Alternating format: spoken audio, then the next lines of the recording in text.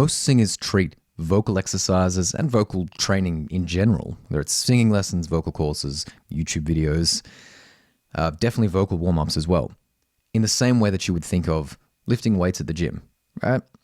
You go to the gym, you pick up your weights, you do your repetitions, you come back in a couple of days and you do the same thing. And over time and practice and repetition, you get stronger, which means you can do more repetitions than when you started, or you can pick up heavier weights than when you started. You can start that whole process all over and build up to more reps, right? This is how a lot of people treat warm-ups and exercises, and it is actually put out there by a lot of people that that's how it works. You just do these exercises. And that is not how vocal training works. It's not how vocal exercises or what vocal exercises are designed for at all, which is why there's lots of you out there that are pretty good at vocal exercises and not really that great at singing, right? You can make the funny sounds, you can do this, that, you've got a good range in exercises, but I'm going to guess there's a lot of you out there that can't really sing songs the way you want to sing them, right? Because you don't know what to apply from those exercises or what to learn from those exercises. You've spent tons of time getting good at exercises, not actually getting good at singing.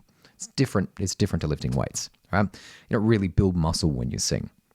You stretch ligaments, you get blood flow, you get coordination, you build muscle memory, neural connections, and you make better choices and you develop better habits. And then you sing better, right? You connect the right sensations together and you're able to do things that you weren't able to do beforehand. That doesn't come from sheer repetition, right?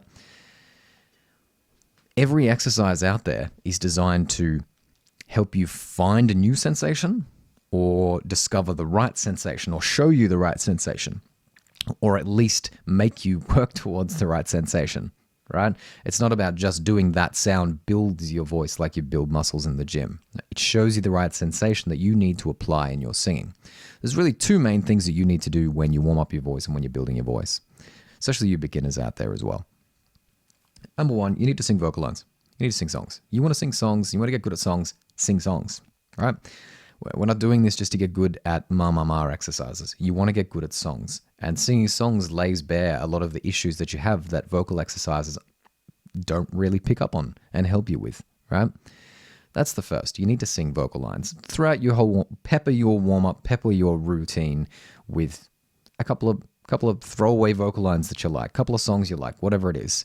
Throw them in there in between the exercise and see if you're actually applying what you just learned in the exercise or whether you're just wasting your time. Number two, you need to know what to get from each exercise, or you need to have a goal and an intention. Sometimes vocal exercises are like a blank canvas. You can do them in different ways. You can discover different things with them. You can do lip trills and focus on your breathing. You can do lip trills and focus on the soft palate. You can do lip trills and focus on your resonance and connection. If you're not focusing on any of those things, you're just wasting your time. So let's make up an imaginary warm-up, and I'll take you through it. I'll tell you what you should find from them, and then we'll look at some vocal lines, right? Let me show you how I do this.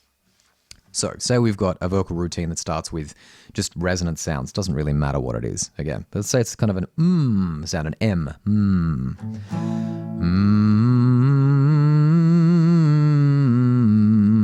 We want to find that resonant buzz, right?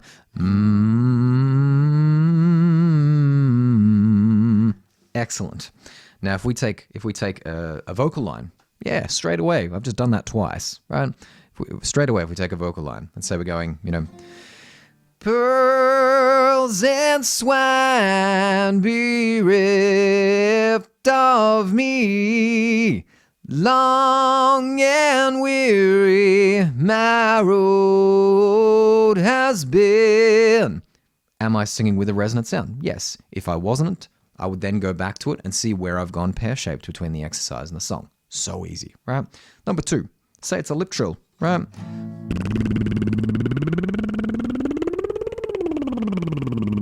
We're taking that same resonant buzz, right? The same sound is in there, right? And then I'm working on connecting my head and chest voice. This might take you a bit of practice. You might have to experiment with it. Absolutely. Doesn't mean it's just going to work for you magically and then you've connected your head and chest. You need to work for it. We're finding the soft palate. We're finding that resonant space. And I'm also supporting from the center to keep that connected through the center, right? Say our third exercise is an oo sound, right? It's a closed vowel, right? We want to keep our tongue forward, find our front vowel, more like a oo sound, oo, oo, this kind of thing. We want to keep it connected. We want to keep it connected as we go up. Ooh,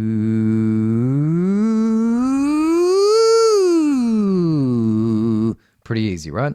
But I've taken that resonant M sound, ooh, and I've done the same thing on the vowel, right?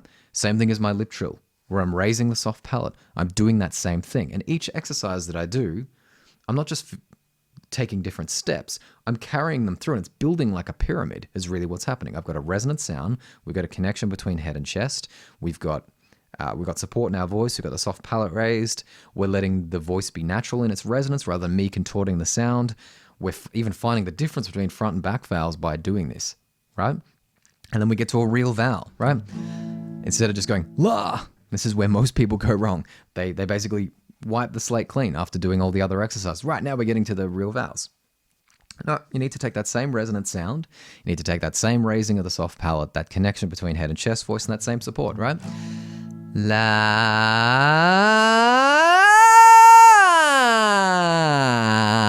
right? Same thing. La. And now we're starting to connect our range and really get somewhere with our voice, right? So it's a mixed voice course or something like that, and it's trying to get you to build your upper mixed voice, right? You're not building it at all with the exercises. Say we want to go up higher. So we want to do a B, right? And say the exercise is ma to mer, right? We're not really changing the vowel. We're narrowing the space, right?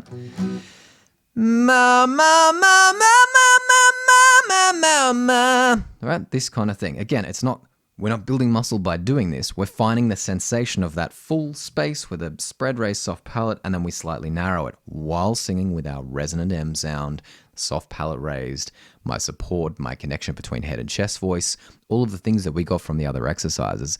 And then what we do, rather than just going off and doing our hour-long show and then blowing out our voice because we're not applying any of these things, we need to take some songs and we need to really make sure that we're applying it. And if something goes wrong, say something's going totally wrong, right? So you're singing, searchlight, so they say, but I can't see it in the night. Say we can't sing that top note, right? Again, we need to work on our connection. We need to work out what vowel that is, right? Whatever the vowel that is. Say we sing it as an A sound, right? La, right? We need to get our connection on that sound. And then we go back to our vocal line. I can't see it in the night, I'm only faking. And then I'm recalling what I've actually practiced, and I have a purpose, and I actually have troubleshooting tools for fixing stuff, rather than being like, oh, well, that broke apart. I need to go and do another hour-long warm-up. I need to buy another hour-long vocal course or something like that has all these exercises because I need to lift my fucking weights in the gym, not how singing works. You need to be asking these questions. You need to ask the question, why am I doing this? What am I working towards? If the answer is just do it, run screaming. That is probably better for your voice. You can take any exercise out there and you can do it in 10 different ways. You could take a resonant kind of hum M sound like we went through first in my imaginary warm-up here, right? You could use it to work on support. You could use it to work on head voice. You could use it to work on raising the soft palate. You could even use it for vowel modification because hey, vowels are frequency, and that's a resonant sound. But you need to have that express intention to work towards things. Same thing as the straw phonation SOVT sounds, right? Every second person I work with seems to be kind of blowing in a bottle full of water these days. For the first time we meet, I'm like, why are you doing that? Oh, I'm building my voice. No, you're not. You're blowing water in a bottle. What you need to be doing is taking away the things that is showing you. It's showing you the sensation of back pressure. You've got a small cylindrical space and the air can't escape. You're going to blow the straw out of your mouth, or you're just not going to make a sound. You're going to blow the vocal folds apart. It's showing you that you need to sing with that back pressure when you actually sing, right? Searchlight, so they say, I can't see it in the night, I'm only faking, right? So it's that same sensation. Like I don't even need to do it. I just need to focus on it, right? It's like singing through a straw. I'm keeping the air more internal, right? Inhalare le voce is what they say. You don't actually inhale your voice. It's more that internal feeling of the air going up into the soft palate and the sound being there.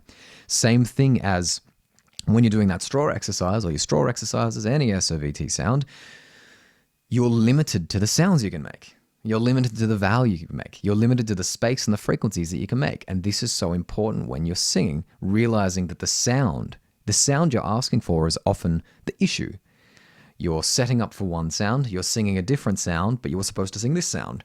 and you get either you get dysphonic with things and you get funny cracks and breaks and breaking apart and distortion and stuff that you don't want, or it just doesn't work, or you don't get any better at singing, and then you start to doubt yourself thinking, man, I'm not ever going to be a really good singer. There must be reasons. It's because I'm a baritone. It's because I'm not as tall as my favorite singer. It's because I've whatever weird shit that people come up with as excuses for these things. None of these things actually matter. It's just that you're not learning anything from the exercises and your behavior is not changing when you're singing because you were thinking of vocal training in the same way that you think of lifting weights in the gym, and it's not the same thing. Hit the subscribe button if you'd like more content like this, and we'll talk soon.